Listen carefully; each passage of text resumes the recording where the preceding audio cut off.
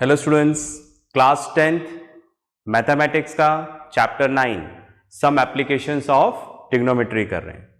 ठीक है, example 5 discuss करेंगे। एनसीईआरटी बुक हाथ में ले लें, पेंसिल ले लें, पेन ले लें, रेडी हो जाएं। एग्जाम्पल 5 है the shadow of a tower standing on a level ground is found to be 40 metre longer when the sun's altitude is 30 degree than when it was 60 degree। तो क्या बोल रहे हैं, देखो यहां पर एक टावर है, ठीक है, फाइन, और यहां पर यह एंगल कितना है, 60 डिग्री। ठीक है, फाइन। यहां पर बुक में फिगर गिवन नहीं है, देखो, तो हम अपने हिसाब से नेमिंग कर सकते हैं। तो सपोज हमने माना ये टावर यहां पर ए बी है और बी सी इसकी शैडो है, length of the shadow. Suppose हमने माना ये टावर है और ये इसकी शैडो है। समझ रहे हैं मेरी बात? ठीक है, राइट। अब पता चला अगर वो बोल रहे हैं अगर एंगल ऑफ एलिवेशन ये 30 डिग्री होगा तो शैडो जितनी थी उससे 40 मीटर लॉन्गर हो जाएगी, right.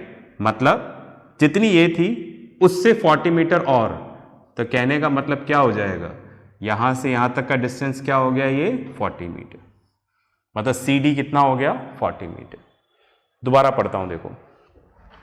The shadow of a tower standing on a level ground is found to be 40 meter longer when the sun's altitude is 30 degree and when it is 60 degree, right।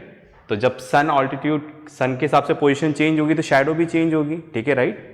तो अगर सन के particular position पे, ठीक है, right, tower की shadow क्या कर रही है, इसके टॉप के साथ यहां पर 60 डिग्री बना रही है, ठीक है, राइट। और एक ऐसा पॉइंट भी है जहां पर शैडो 30 डिग्री बना रही है, ओके। तो ये जो 30 डिग्री बना रही है वो 60 डिग्री वाली शैडो से 40 मीटर ज्यादा होगा, राइट। कहने का मतलब अगर ये वाला पार्ट x है BC, तो ये पूरा कितना हो जाएगा, यहां से लेके यहां तक, यहां से लेके यहां तक कितना हो जाएगा, ये x प्लस 40, इससे 40 मीटर ज्यादा है शैडो।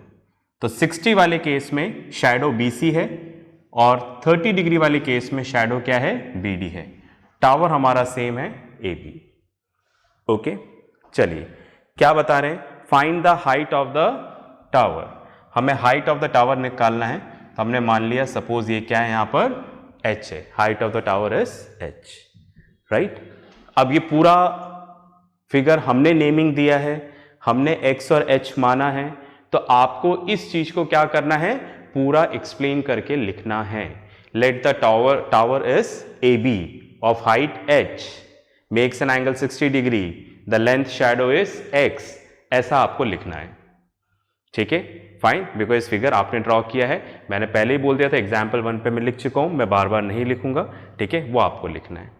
मैं इसका सॉल्यूशन आपको बताऊंगा, ठीक है, राइट। तो हमें यहां पर क्या चाहिए, हाइट ऑफ द टावर चाहिए, राइट। कोशिश करें, चलिए कोशिश करते हैं। यहां पर सबसे पहले मैंने यहां पर लिखा in right triangle ABC, right. यहां पर एंगल है 90 degree ABC, angle ACB equals to 60 degree is an acute angle, ठीक है। इस ट्राइंगल में हम इस एंगल को ले रहे हैं, ठीक है। तो यहां पर मैं डायग्राम ड्रॉ कर लूं, ओके, जस्ट रेफरेंस के लिए ताकि कंफ्यूजन नहीं हो। ABC, ये 90 डिग्री है और ये 60 डिग्री है, ठीक है, राइट। इस वाले पार्ट को मैंने अलग से ड्रॉ कर लिया, ओके। यहां पर ये H आ रहा है और यहां पर ये X है। अगर हमने ये वाला एंगल चूज किया है तो इसके सामने वाला क्या हो जाएगा, परपेंडिकुलर, 90 डिग्री के सामने वाला हाइपोटेन्यूज, और थर्ड साइड क्या हो गई, बेस। तो हमें क्या करना है, परपेंडिकुलर और बेस में रिलेशन लेके आना है, तो ही तो निकल पाएगा हाइट। कैसे देखते हैं। परपेंडिकुलर और बेस के लिए हम कौन सा ट्रिग्नोमेट्रिक रेशियो लेंगे, tan थीटा और cot थीटा। चलिए हमने यहां पर लिया tan थीटा, तो tan c इक्वल्स टू क्या हो जाएगा, perpendicular upon hypotenuse, sorry base, A B upon B C. तो यहां पर आ जाएगा tan 60 डिग्री। आपको परपेंडिकुलर यहां पर कितना दे रखा है, h, बेस कितना दे रखा है, x। tan 60 डिग्री की वैल्यू क्या होती है, √3, राइट। ये इधर जाकर मल्टीप्लाई हो जाएगा, तो h इक्वल्स टू कितना हो जाएगा, √3x। ये इधर जाकर मल्टीप्लाई हो जाएगा, ठीक है। तो इतना हम लोगों ने कर लिया है, पॉज करके आप लिखो, फिर आगे चलते हैं। चलिए जी, तो हमारे पास एक काम हो गया, हमने यहां पर h की वैल्यू x के टर्म्स में निकाल ली, ठीक है, राइट। अब हमें आगे देखना है क्या करना है, ओके। चलिए जी करते हैं, फाइन। इसको लिखा रहने देता हूं फिलहाल, है ना, मैं इसको इधर कॉपी कर लेता हूं, h इक्वल्स टू √3x, ठीक है, ताकि हमें याद रहेगा, क्योंकि मैं तो बोर्ड पे से रब कर दिया है, ओके। तो इसको भी रब कर देते हैं, उतना ज़्यादा स्पेस मिल जाएगा। चलिए भाई अब आगे चलते हैं। अब हमने लेना है यहां पे triangle in right triangle A B D, angle D equals to 30 degree is N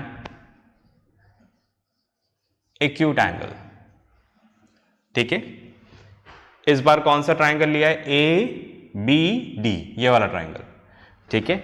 तो यहां पर मैं बना भी देता हूं ताकि इजीली आप ऑब्जर्व कर पाओगे, ठीक है। ए बी डी, ये 90 डिग्री है, यहां पर ये एंगल 30 डिग्री है।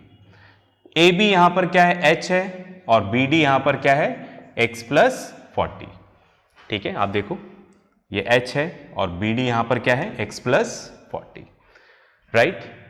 30 डिग्री के हिसाब से देखना है, 30 डिग्री के सामने वाला हो गया परपेंडिकुलर, 90 डिग्री के सामने वाली side hypotenuse, and the third side is base.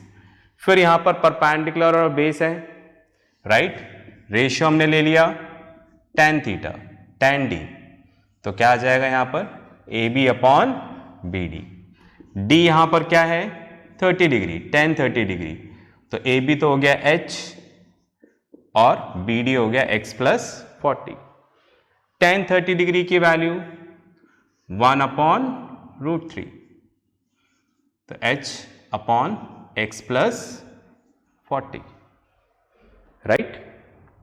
चलिए अब क्रॉस मल्टीप्लाई कर लें, है ना, ये इधर आ जाएगा, ये इधर चला जाएगा, तो क्या आ जाएगा, x plus 40 equals to √3h, right. हमें क्या निकालना है, हाइट ऑफ द टावर, हमें h निकालना है, राइट। इतना पॉज करके लिखें, फिर अपन आगे चलते हैं। चलिए भाई कर लिया होगा आपने, इसको रब कर देते हैं, फिर अपन आगे करते हैं, ठीक है। देखो यहां पर ये जो है ना, सबसे इंपॉर्टेंट होता है क्वेश्चन पढ़ के डायग्राम बनाना, ठीक है। तो ये जो सम एप्लीकेशन ऑफ ट्रिग्नोमेट्री वाला चैप्टर है, इसमें क्वेश्चन को रीड करके डायग्राम बनाना। आप देख रहे हैं कि अगर एक बार डायग्राम बन गया तो फिर कैलकुलेशन तो आराम से हो जाती है। क्या करना है, वही tan थीटा sin थीटा लगाना है, पर सबसे इंपॉर्टेंट है क्वेश्चन को पढ़ के करेक्ट डायग्राम बनाना, ठीक है। तो आपको उस पर फोकस करना है कि डायग्राम कहीं से नहीं देखना, ठीक है, राइट। हम खुद क्वेश्चन पढ़ेंगे और डायग्राम बनाएंगे, ये जिद रखना, जो भी वर्कशीट आए, ऐसा नहीं कि आप इधर उधर से देख लो, ओके। चलिए जी, अब यहां तक तो हम पहुंच चुके हैं। h की वैल्यू हम ऑलरेडी कितना निकाल चुके हैं, √3x, तो h की जगह रख दें यहां पर, जैसे x प्लस 40, ये तो था ही सही यहां पर, √3 और h की जगह हमने क्या रख दिया, √3x। h की वैल्यू यहां पर है, ठीक है, फाइन। इसके आगे लिख देंगे यूजिंग 1, हमने यूज किया इसको, ठीक है, राइट।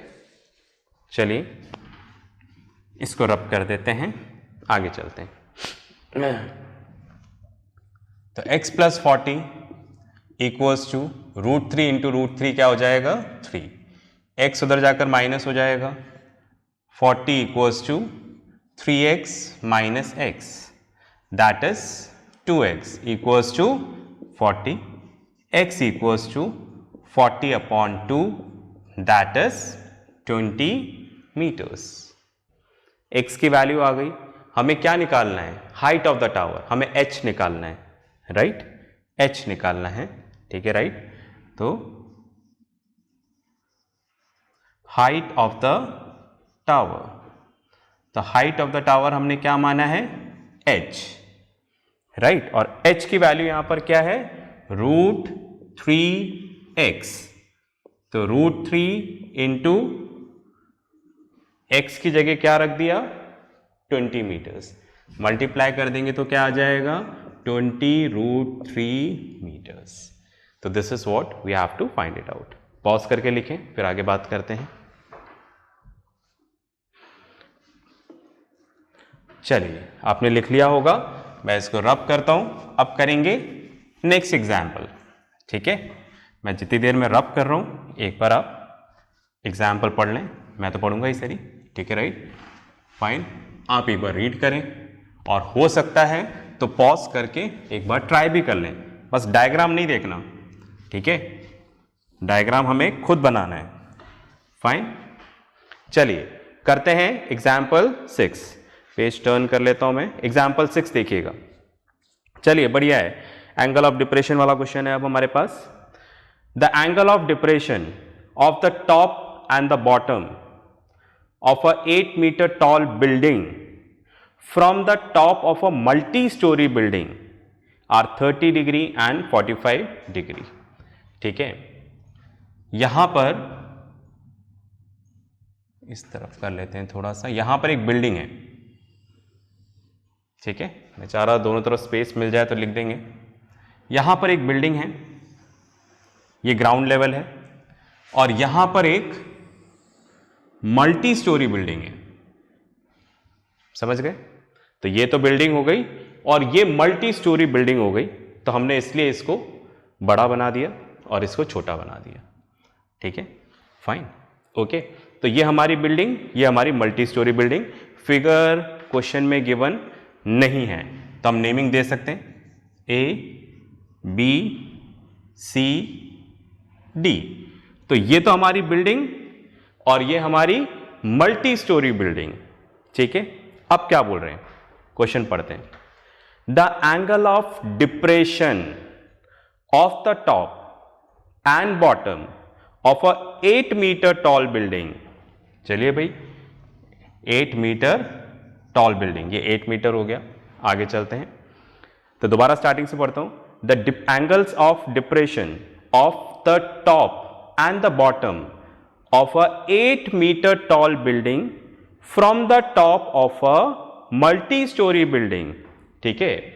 तो अब आप सोच रहे होंगे इस बिल्डिंग को मैंने बड़ा और इसको छोटा क्यों बनाया, क्योंकि पहली चीज उसमें क्या बोल रहा है, एंगल ऑफ डिप्रेशन बोल रहा है।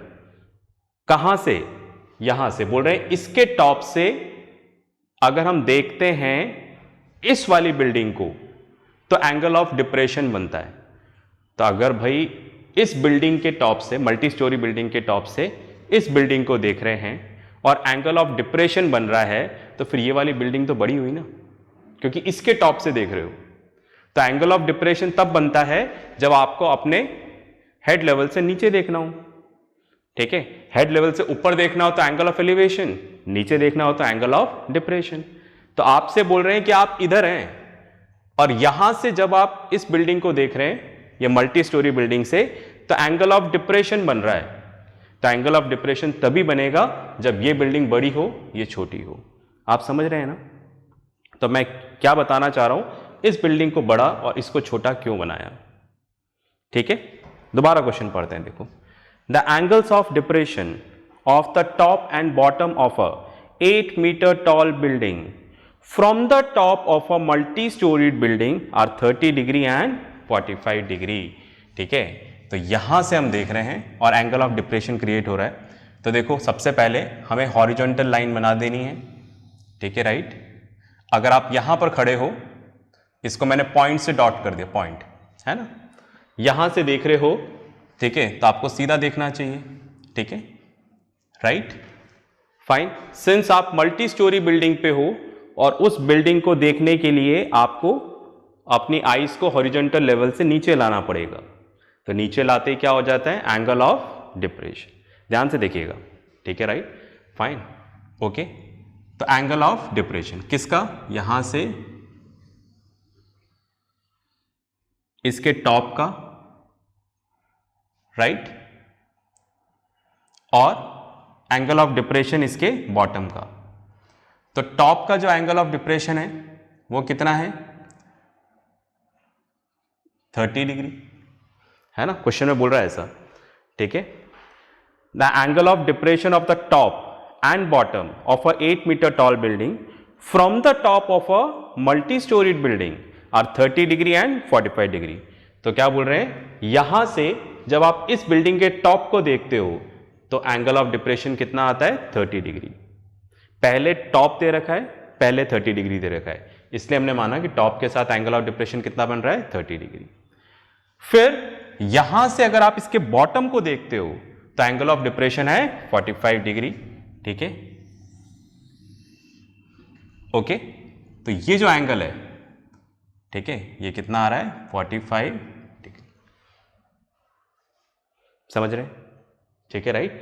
तो यहां पर क्योंकि ऊपर खड़े हो तो आप तो इस बिल्डिंग का टॉप भी देख सकते हो, बॉटम भी देख सकते हो।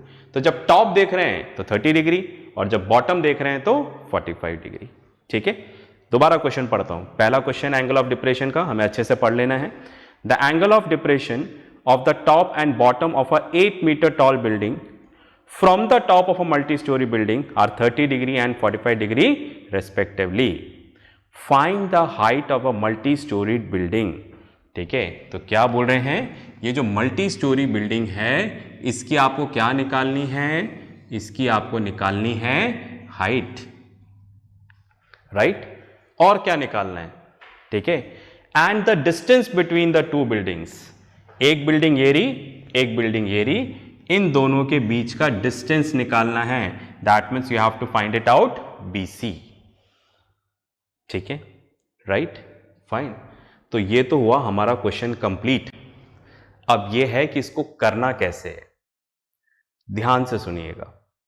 ठीक है, यहां पर कुछ समझाने जा रहा हूं। जैसे सपोज ये बिल्डिंग है, ठीक है, राइट, और यहां से आप क्या कर रहे हो, ये लाइन ऑफ साइट है, आप इस टॉप से इधर बॉटम को देख रहे हो, ओके, फाइन, और ये एंगल बन रहा है 30 डिग्री। समझ रहे हैं ना मेरी बात। तो मैं ये कहना चाह रहा हूं कि अगर ये एंगल 30 डिग्री होगा तो इस पॉइंट पर भी एंगल क्या होगा, 30 डिग्री। समझे क्या मेरी बात। क्यों, class 9th lines and angles, और उससे पहले भी हमने जूनियर क्लास में पढ़ा है। ठीक है, राइट। ये क्या हो गए, ऑल्टरनेट इंटीरियर एंगल्स। क्यों, क्योंकि ये वाली लाइन और ये वाली लाइन दोनों हॉरिजॉन्टल है, तो दोनों लाइन आपस में पैरेलल हो गई, ये ट्रांसवर्सल हो गया, तो ये वाला एंगल इसके इक्वल होगा।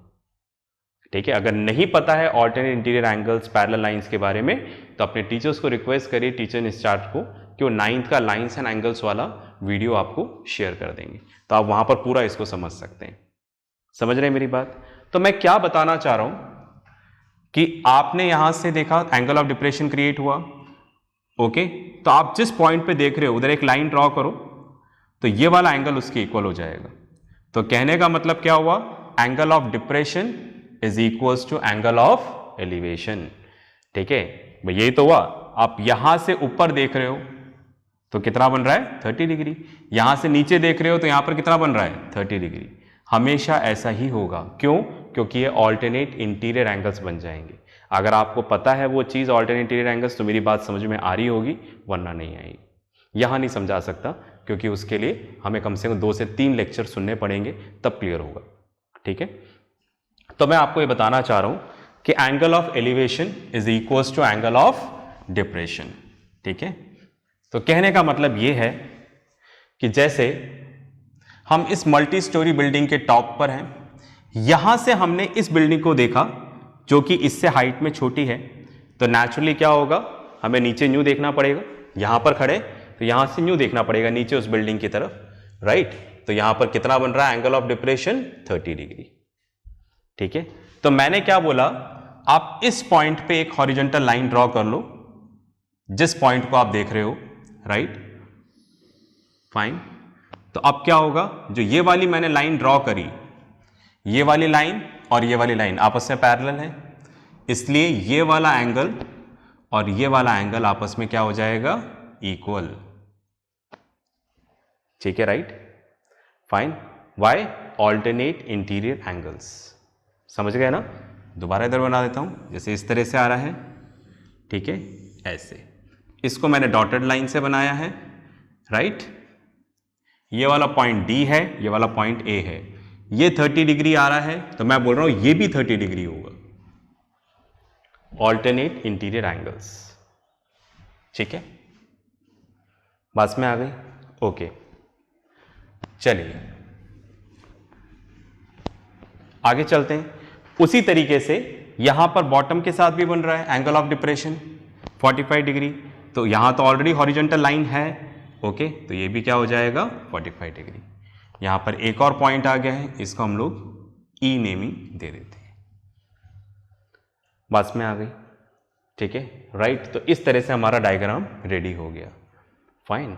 तो एंगल ऑफ डिप्रेशन देखो क्या है, फाइन, सिर्फ ड्राइंग के ही काम आएगा। सुन रहे हैं ना मेरी बात ध्यान से? तो ये तो मैंने आपको प्रॉपर वे में सिस्टमैटिक समझाया। अब एग्जाम में क्या करना है, ध्यान से सुनो। भले ही एंगल ऑफ डिप्रेशन का क्वेश्चन है, राइट, आप तो एंगल ऑफ एलिवेशन मान के सॉल्व कर देना। क्या कहना चाह रहा हूं मैं ये कहना चाह रहा हूं, ये डायग्राम तो आपको समझ में आ गया होगा, ठीक है, राइट। अब एंगल ऑफ डिप्रेशन का कोई रोल ही नहीं है यहां पर, ठीक है, राइट, फाइन। सारे क्वेश्चन किससे सॉल्व होंगे, एंगल ऑफ एलिवेशन से। तो जब भी एंगल ऑफ डिप्रेशन का कोई क्वेश्चन आता है तो हम उसको पहले एंगल ऑफ एलिवेशन में चेंज कर देंगे। क्यों? Because angle of elevation is equals to angle of depression. तो हमें एंगल ऑफ डिप्रेशन का क्वेश्चन एलिवेशन में चेंज करना है, फिर उसको भूल जाओ जो ऊपर है और इसी के हिसाब से क्वेश्चन सॉल्व कर दो। इतनी बात में आ रही है? ठीक है, तो अब आपको ऊपर वाला भूल जाना है और इसके हिसाब से सॉल्व कर देना है। बस एंगल ऑफ डिप्रेशन ये ड्राइंग बनाने के ही काम आता है, ठीक है, कि हम इस तरह से शो करके एंगल ऑफ एलिवेशन क्रिएट कर देते हैं और फिर एंगल ऑफ एलिवेशन के हिसाब से क्वेश्चन कर देते हैं। उसका कोई रोल नहीं है। इतना क्लियर है? सिर्फ कॉन्सेप्चुअल रोल है। सॉल्व करने के लिए तो हमें एलिवेशन के साथ ही हम सॉल्व करेंगे। क्लियर है मेरी बात? ठीक है, स्टार्ट करें सॉल्व करना। चलिए, तो हमें निकालना है यहां पर height of a multi storey building. तो अगर ये 8 मीटर है तो ये भी क्या होगा, 8 मीटर। क्यों? ठीक है, राइट, यहां पर एक रेक्टेंगल बन गया है ये, ओके, फाइन। तो अपोजिट साइड्स इक्वल होंगी, फाइन। इसको प्रूफ करने की जरूरत नहीं है, आप सीधा लिख दोगे A B equals to C equals to 8 metre. ये सब आपको गिवन में लिखना है, सब कुछ ए बी ये वो जो भी है यहां पर सारी चीजें आपको गिवन में लिखनी है, एक्सप्लेन करना है, ठीक है, फाइन। मैंने लिख रहा हूं, ये बात आपको लिखनी है। तो 8 मीटर, ये कितना हो गया, 8 मीटर, ओके। तो हमें ये पूरी हाइट निकालनी है। तो एक काम करें, इसको पूरा h देने की जगह इसको दे दें h, ठीक है, यहां से यहां तक DEH है, और ये तो पूरी हाइट कितनी हो जाएगी, height of the tower h plus 8, ये मान लेते हैं height of the tower. Clear है? चलिए क्वेश्चन सॉल्व करते हैं, ओके। तो मैंने यहां पर लिया इन राइट ट्राइंगल ACB। ये ACB हमारा क्या है, राइट ट्राइंगल है, ठीक है, फाइन, ओके। और इसमें हम लोग क्या ले रहे हैं, एंगल ए नहीं है, sorry, I am sorry, D है, DCB, DCB, ठीक है। तो यहां पर आ जाएगा, एक मिनट में इसको रब कर देता हूं। चलिए, angle DBC equals to 45 degree is an acute angle. ये हमने एक्यूट एंगल लिया है, ठीक है। तो डायग्राम ड्रॉ कर दूं, ठीक है, राइट। हम अलग से डायग्राम क्यों ड्रॉ कर रहे हैं? क्योंकि यहां पे बहुत कुछ बना हुआ है, ठीक है, तो हमें सोचने में दिक्कत आती है। ये 90 डिग्री, ये एंगल कितना आ रहा है? 45 डिग्री। इसके अपोजिट वाली साइड पूरी DC आ रही है, मतलब कितनी है ये? H+8, देख रहे हैं, पूरा आ रहा है। और BC हमें पता नहीं है, ओके। चलिए, जो एंगल चूज कर रहे हैं, इसके सामने वाला परपेंडिकुलर 90 डिग्री के सामने हाइपोटेन्यूज, और थर्ड साइड यहां पर क्या है? बेस। वी डोंट नो, हमने कुछ एज्यूम किया भी नहीं है, ठीक है। चलिए करते हैं, ओके। तो मैंने यहां पर लिखा tan 45 degree equals to perpendicular upon base. tan 45 degree 1, DC कितना है? H+8 अपॉन BC, ठीक है। ये BC इधर आ जाएगा, इस तरफ लिख रहा हूं मैं, राइट। तो BC इक्वल्स टू कितना हो जाएगा? H+8, ठीक है। तो इसको हम लोग ले लेते हैं 1, ओके, फाइन। बहुत कुछ हो जाएगा, तो आप पहले इसको पॉज करके लिख लो, फिर अपन आगे डिस्कस करते हैं, ओके। आपने लिख लिया होगा, फाइन। रब करने की फिलहाल तो जरूरत नहीं है। तो BC इक्वल्स टू H+8, ये हमारे पास आ गया। ये ट्राइंगल लिया था हम लोगों ने, ओके। अब क्या करें? इधर लिख लें, इधर लिख देता हूं मैं, स्पेस थोड़ा कम है, प्लीज आप देखते रहिएगा। अब लिया हम लोगों ने, ये 90 डिग्री है तो ये भी 90 डिग्री होगा। In right triangle DEA, angle DAE equals to 30 degree is an acute angle. इसको ऐसे कर देता हूं, है ना, पता लग जाए कि भाई ये इसका पार्ट है ना। अच्छा, अब हम लोग क्या ले रहे हैं? ये वाला ट्राइंगल ले रहे हैं, इसको भी मैं ड्रॉ कर देता हूं यहां पर, ओके। थोड़ा सा स्पेस कम है, हमें उस हिसाब से एडजस्ट करना पड़ेगा।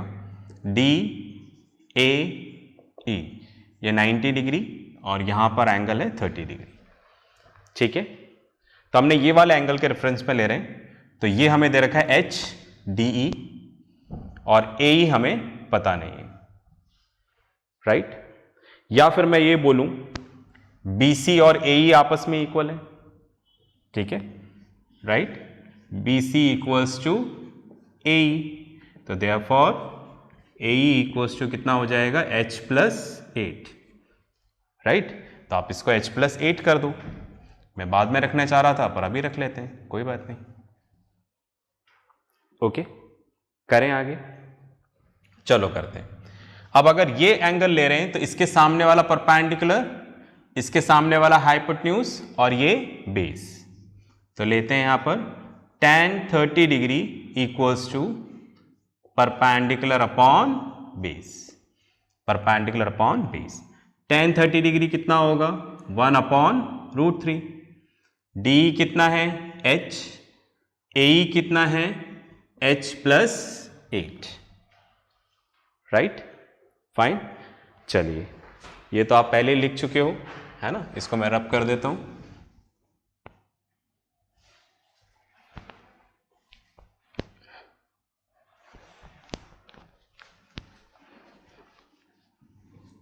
डायग्राम थोड़ा बड़ा बनाया था ताकि आपको हर चीज़ क्लियर दिखे, तो लिखने के लिए स्पेस कम हो गया। चलिए, तो ये हमारे पास H+8 आ गया था, ठीक है, राइट। अगर ये H+8 है तो ये भी क्या होगा? H+8, okay, fine. चलिए, अब हम लोग क्या करते हैं? क्रॉस मल्टीप्लाई कर लें उसको, तो क्या आ जाएगा? H+8 इक्वल्स टू √3H, है ना, ये इससे मल्टीप्लाई होगा, ये इससे मल्टीप्लाई होगा। h को एक तरफ ले लेते हैं, 8 equals to √3h minus h common ले लेते हैं, h कॉमन ले लेंगे तो क्या आ जाएगा, √3 माइनस 1 इक्वल्स टू 8, ये इधर डिवाइड हो जाएगा, h equals to 8 upon √3 minus 1। Okay, अब इसको रैशनलाइज कर लें, ठीक है, फाइन। तो h equals to 8 upon √3 minus 1, opposite sign से मल्टीप्लाई कर देते हैं यहाँ पर, √3 प्लस 1, √3 प्लस 1। ओके, वो रैशनलाइजेशन वाला कॉन्सेप्ट क्लास 9th में पढ़ा हम लोगों ने, तो इसके अपोजिट साइन से ऊपर नीचे मल्टीप्लाई कर देंगे।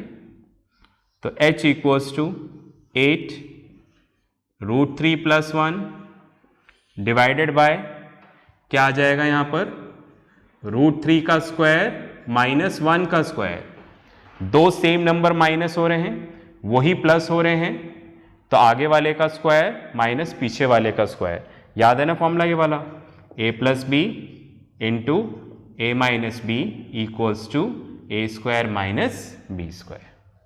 ठीक है, दो नंबर प्लस हो रहे हैं, वही दो नंबर माइनस हो रहे हैं, तो आगे वाले का स्क्वायर माइनस पीछे वाले का स्क्वायर, हमने वही यहां पर यूज किया। ठीक है, इसको रब कर देते हैं हम, इसका काम खत्म, आप लोगों ने कॉपी कर लिया होगा। चलिए आगे चलते हैं। ओके फाइन, तो यहां पर आ जाएगा h equals to 8 √3 plus 1 upon √3 का स्क्वायर 3 माइनस 1। ठीक है, तो दैट मीन्स क्या आ जाएगा, 8 √3 प्लस 1 अपॉन 2। ओके, 2 से कट जाएगा, 2 इंटू 4 8, तो यहां पर लिख देते हैं अब h इक्वल्स टू कितना आ जाएगा, 4 √3 प्लस 1। ये किसकी वैल्यू आ गई, h की वैल्यू आई है, h कुछ भी नहीं है यहां पर, बस h की वैल्यू आ गई है। ठीक है, अब हमें बाकी सारी चीजें करनी है, तो आप इतना पॉज करके लिखो, फिर अपन आगे करते हैं। चलिए, ये आपने लिख लिया होगा। h तो सिर्फ हमने डी को माना है। अब क्वेश्चन में पढ़ते हैं कि भाई हमें यहां पर क्या फाइंड आउट करना था। ठीक है, चलिए, तो देखो पहली चीज हमें यहां पर क्वेश्चन में क्या निकालनी थी, हमें यहां पर क्वेश्चन में निकालना था find the height of a multi storeyed building. ये जो मल्टी स्टोरी बिल्डिंग है इसकी हाइट निकालनी थी। ठीक है, तो इधर लिख दूं मैं,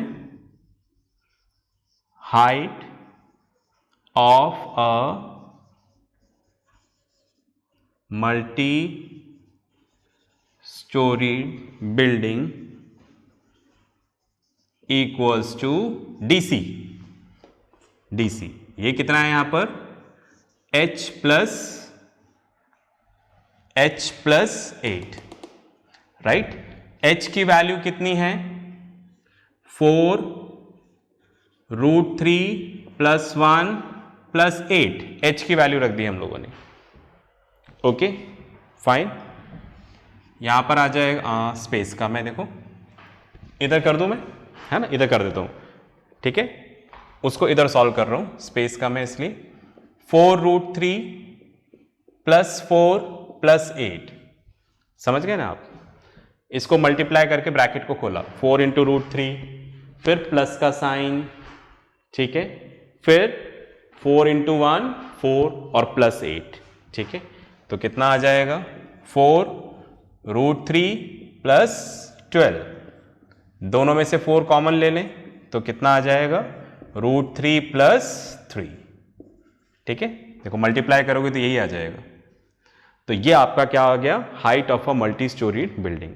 √3 की वैल्यू नहीं दे रखी है तो हम इसको यहीं पे छोड़ देंगे। ठीक है, तो एक काम हो गया, पॉज करके लिखो फिर आगे चलेंगे।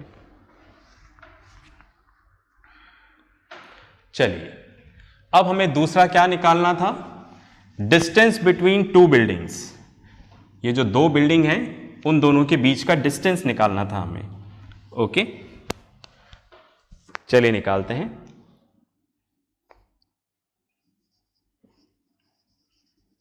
डिस्टेंस बिटवीन टू बिल्डिंग्स, दो बिल्डिंग्स के बीच का डिस्टेंस क्या है? एक बिल्डिंग ये रही, दूसरी ये रही, इन दोनों के बीच का डिस्टेंस क्या है? BC, right? और BC यहां पर क्या है? H plus 8, right? H की वैल्यू यहां पर क्या है? 4√3 प्लस 1। पास में आ गई, ठीक है? सॉल्व करते हैं। बिल्कुल आप सही सोच रहे हैं, सेम आ रहा है बिल्कुल, ठीक है, राइट? तो वही सेम चलेगा, 4√3 प्लस 12, 4 कॉमन ले लें तो √3 प्लस 3 मीटर्स, राइट? इस तरह से आ गया distance between two buildings. Okay, pause करके लिखें, फिर आगे बात करते हैं। चलिए भाई, इस तरह से हमने आज 2 क्वेश्चंस और देखे। इसके साथ जो वर्कशीट आएगी जरूर प्रैक्टिस करिएगा, और एक जिद रखनी है। क्या जिद रखनी है? क्वेश्चन आप खुद पढ़ेंगे और खुद डायग्राम बनाएंगे, ठीक है? एक बार ट्राई करेंगे, 2 बार ट्राई करेंगे, ठीक है, फिर सॉल्व करेंगे। नहीं आता है तो फिर आप देखना, ठीक है?